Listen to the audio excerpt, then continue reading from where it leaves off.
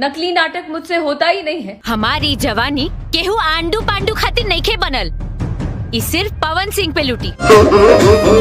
जी हाँ दोस्तों, शायद काफी दिनों से वीडियो सोशल मीडिया पर हो रहा है वायरल। पवन सिंह अक्षरा सिंह में एक बार फिर हुआ विवाद। पवन सिंह अक्षरा सिंह को लाइव आकर क्या बोली, पूरा वीडियो मैं आपको दिखाऊंगा। पवन सिंह क्या बोले, दिया करारा जवाब। वो ये है कि 4 दिन के आए 4 गाना गाइए, एक गाना 2 गाना हिट हो जाए, अपने आप को भगवान बना लीजिए। पवन सिंह नाम और भगवान बन जाने के बाद किसी को कुछ समझिए ही मत। बहुत मार मारा। मुझे गाने का ए भी नहीं आता था, सच बताऊं तो अभी भी नहीं आता है, सब इनका देने है। जबरदस्ती डांट के सिखाते हैं, प्यार से बिल्कुल नहीं सिखाते हैं। कि हमके बोले ही क्या जरूरत, हमारे भाई ही सब प्यार बरसाते हैं। मैं नकली नाटक मुझसे होता ही नहीं है, जो मैं हूँ वो सामने हूँ।